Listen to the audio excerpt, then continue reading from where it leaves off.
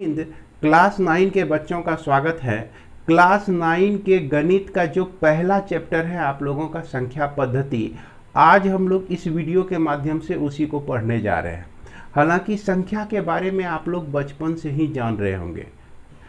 Table लिखना, पहाड़े लिखना, मतलब कि हिंदी में कहिए तो पहाड़े लिखना, ये चीज़ आप लोग बहुत बचपन में ही सीख चुके हैं और संख्या के बारे में बहुत सारा ज्ञान भी आप लोगों को है। लेकिन एक सिस्टमेटिक वे से आज मैं आप लोगों को संख्या के बारे में बताने जा रहा हूँ, जिसको ध्यान से समझिएगा और अपनी कॉपी में ज़रूर लिख लीजिएगा, यह आपके लिए अच्छा ही होगा।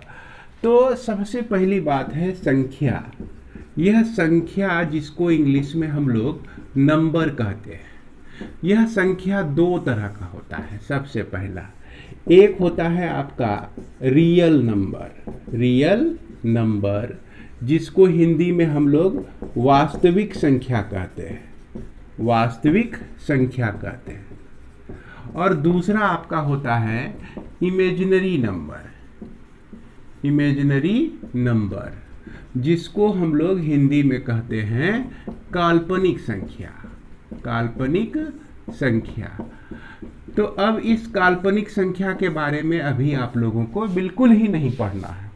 जो भी पढ़ना है आप लोगों को वास्तविक संख्या के बारे में ही पढ़ना है। तो यह वास्तविक संख्या जो है दो तरह की संख्याओं से मिलकर बना हुआ है।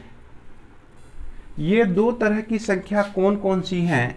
एक तो हो गया आपका रेशनल नंबर और दूसरा हो गया आपका इरेशनल नंबर। हालांकि हड़बड़ाइएगा नहीं, मैं हिंदी भी इसका बताऊंगा आप लोगों को। रेशनल नंबर जिसको हम लोग परिमेय संख्या कहते हैं, और इरेशनल नंबर जिसको हम लोग अपरिमेय संख्या कहते हैं।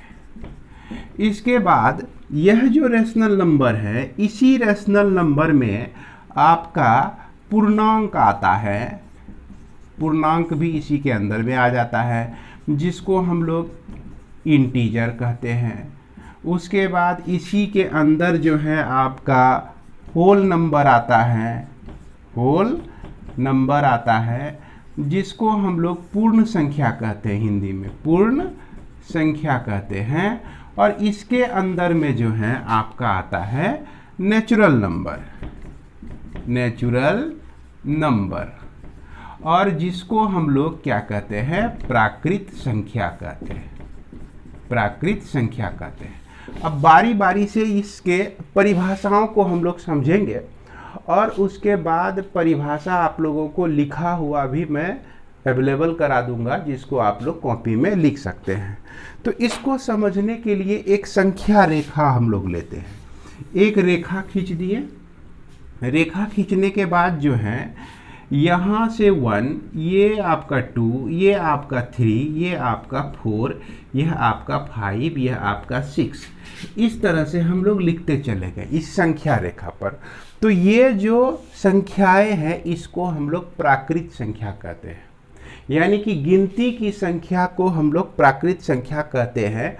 अगर गिनती करने के लिए कहा जाए तो 1 2 3 से ही हम लोग गिनना शुरू करते हैं।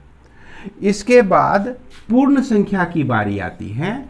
अगर इसमें जीरो को शामिल कर लिया जाए, प्राकृत संख्या में अगर जीरो को भी शामिल कर लिया जाए तो यह आपका पूर्ण संख्या कहलाती है।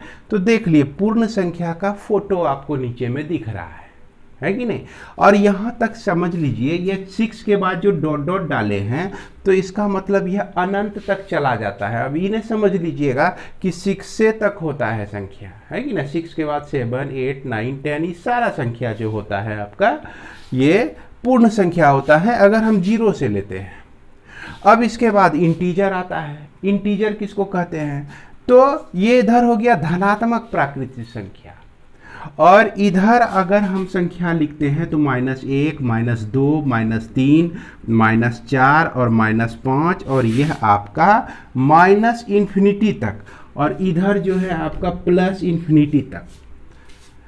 तो यह संख्या में अगर माइनस वाली संख्या भी शामिल हो जाए, प्राकृतिक संख्या का ऋणात्मक भी शामिल हो जाए तो यह आपका पूरा बन जाता है, पूर्णांक बन जाता है। तो इस तरह से आप लोग समझ गए होंगे। प्राकृत संख्या का फोटो आपको दिखाना है तो जीरो को छोड़ के उधर वाला सब प्राकृतिक संख्या, प्राकृत संख्या। पूर्ण संख्या में जीरो को भी लेके दिखा दिए तो वो हो गया पूर्ण संख्या। उसके बाद पूर्णांक में आपका ये पूरा फोटो दिखा दीजिए तो ये आपका पूर्णांक हो गया।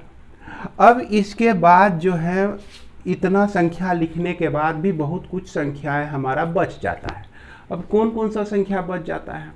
जैसे एक एग्जाम्पल समझिए कि अगर आप 4 रोटी पहले से खा चुके हैं और उसके बाद आधा रोटी खाने का आपका मन है, तो क्या कहते हैं मम्मी को कि आधा रोटी दो।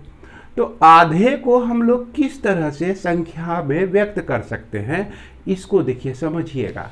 आधा अगर लिखना है तो 1/2 को हम लोग क्या समझते हैं? आधा समझते हैं, समझ गया। और 1/4 अगर है, एक रोटी का 1/4, तो ये आपका हो गया 1 कोना रोटी। हम लोग बोलते हैं क्या, 1 कोना रोटी हमको दो भाई, समझ गए। तो उसको भी हम लोग संख्या के रूप में व्यक्त कर सकते हैं। अब जो है ना, मम्मी को कहिएगा कि मम्मी 1/2 रोटी तक चाहिए हमको, 1/4 रोटी हमको दो। मम्मी तो बुझेगी नहीं, तो बुझा दीजिएगा, बता दीजिएगा कि 1/2 कहने का मतलब आधा होता है, 1/4 कहने का मतलब 1 कोना होता है। इसी तरह से बहुत सारी संख्या जो हैं, ये सब संख्या कहाँ पे मिलता है? ये सब संख्या इसी नंबर लाइन पे है आपका। अब जैसे देखिए 0 से लेकर 1 के बीच जो होगा बीच में, तो यही न होगा आपका आधा। 1 से 2 के बीच में जो संख्या होगा वो क्या होगा? 1.5 होगा। 1.5 को हम लोग कैसे लिखते हैं? 1 पूर्णांक 1/2 लिखते हैं। 2.5 को कैसे लिखते हैं? 2.5 को 2 और आधा को 2 पूर्णांक 1/2 लिखते हैं। इसी तरह से इसको जो है जब आप लोग पूर्ण संख्या भिन्न में व्यक्त कीजिएगा तो इसको लिखिएगा 3/2। इसको क्या लिखिएगा? इसको 5/2 लिखेंगे।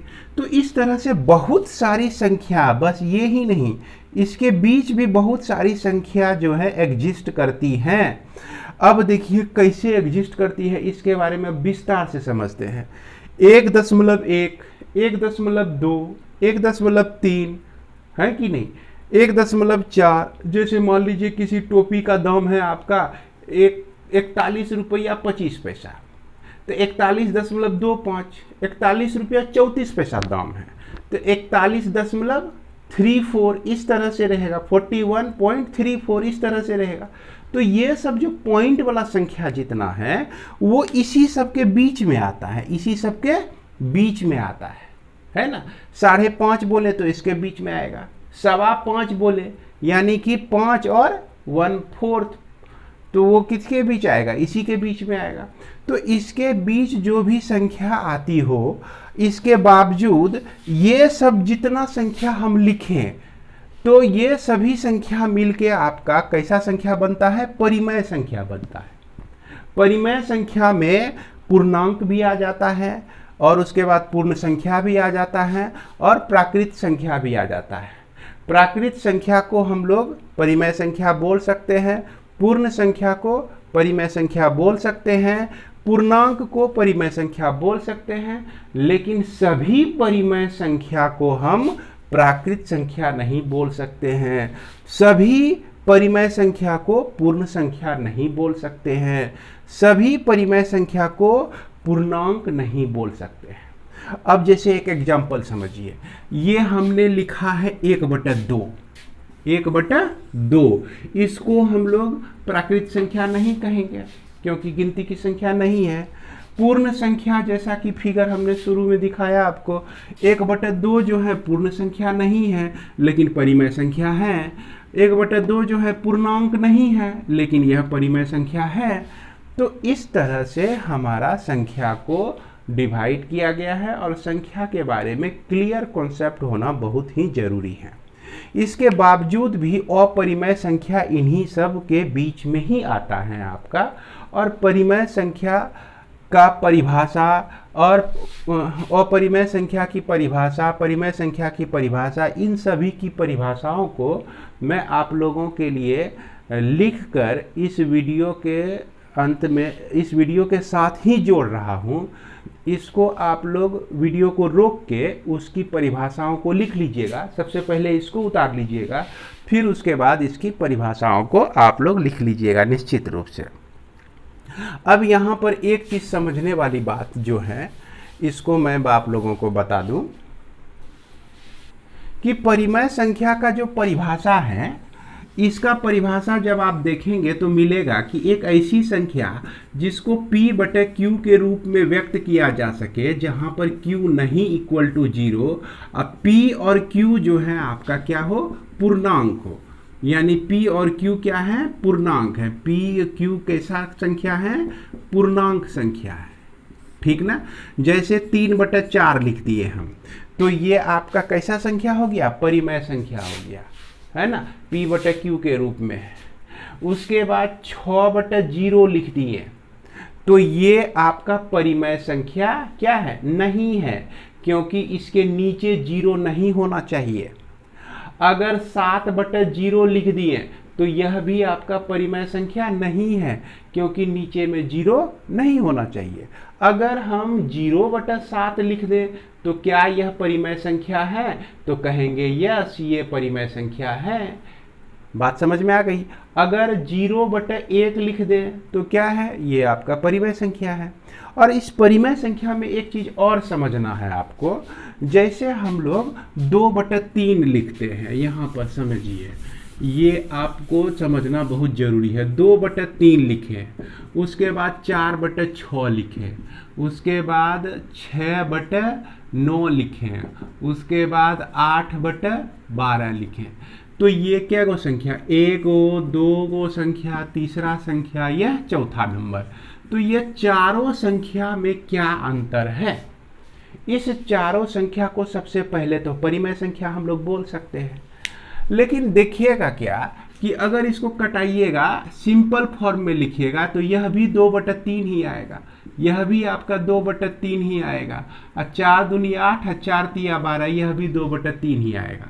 यानी कि 2/3, 4/6, 6/9, 8/12, ये सभी संख्या को हम लोग समतुल्य परिमेय संख्या कहते हैं। समतुल्य परिमेय संख्या मतलब इसमें कोई अंतर नहीं है, समझ गए बात को। समतुल्य परिमेय संख्या का मतलब इक्विवेलेंट रेशनल नंबर का मतलब हो गया कि अगर उसको कटाने से हमको वही चीज मिल जाता है तो वो सारे समतुल्य परिमेय संख्या होती हैं।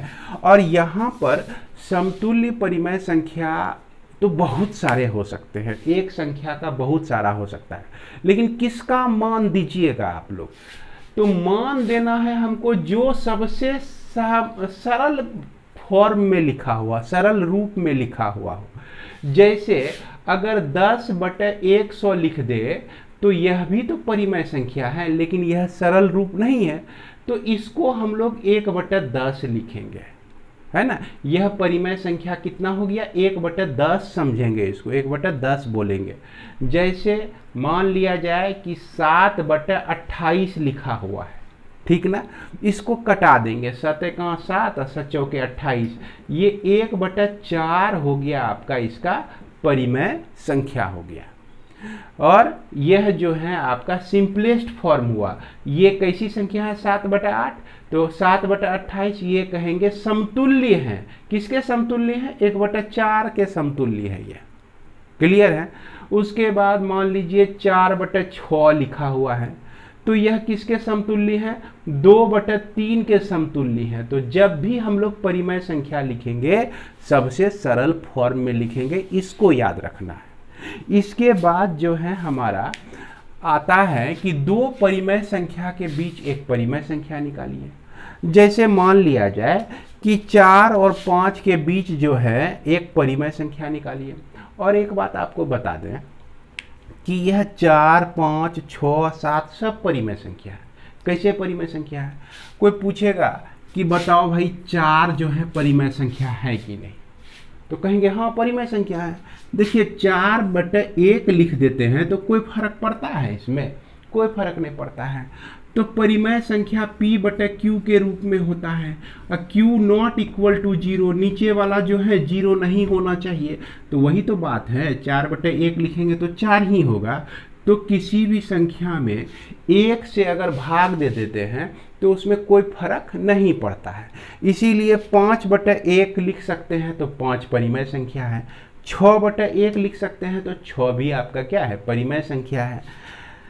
-3 बटे 1 तो लिख ही सकते हैं, तो यह भी आपका क्या हो गया, परिमेय संख्या हो गया। तो अब इसमें जो हम लोग को प्रॉब्लम बनाना है क्या कि दो संख्याओं के बीच एक संख्या निकालना। तो इसके बारे में हम लोग डिस्कस करेंगे नेक्स्ट वीडियो में। फिलहाल हम लोग ये चीज़ पूरा समझ लेंगे, ये चीज़ पूरा समझ लें और इसको ठीक तरह से कॉपी में लिख लीजिए। उसके बाद कुछ परिभाषा का फ़ोटो मैं इस वीडियो के अंत में दिखा रहा हूँ, उसको रोक रोक के आप उस परिभाषाओं को उतार लीजिए, क्योंकि इसी सब का परिभाषा मैं लिख के आप लोगों को उसका फ़ोटो इस वीडियो के साथ जोड़ रहा हूँ। तो सबसे पहले आप देख सकते हैं कि प्राकृत संख्या की परिभाषा आपका दिया गया है। गिनती में प्रयुक्त होने वाली संख्याओं को प्राकृत संख्या कहा जाता है और इसका कुछ एग्जाम्पल भी दिया गया है।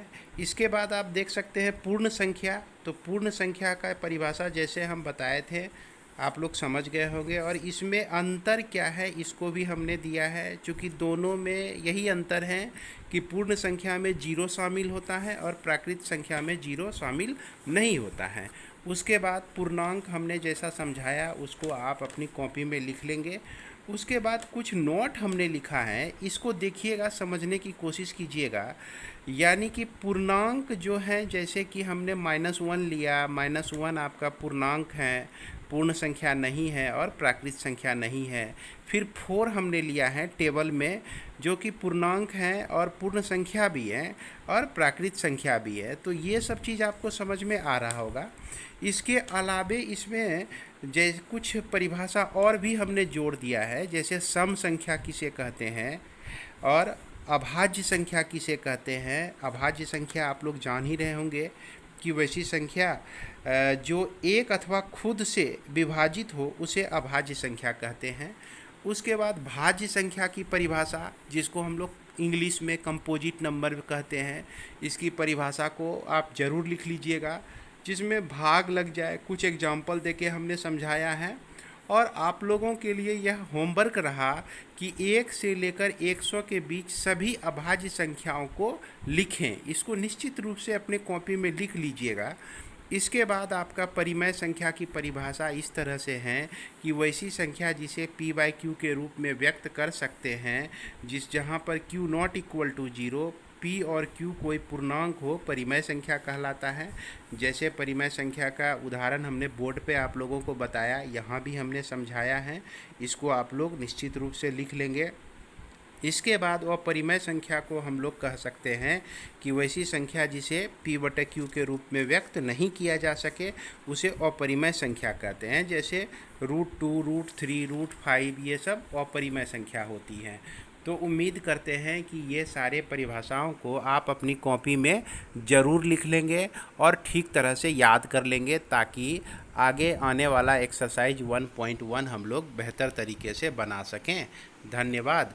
इसी के साथ इस वीडियो को विराम देते हैं। मिलते हैं हम लोग अगले वीडियो में।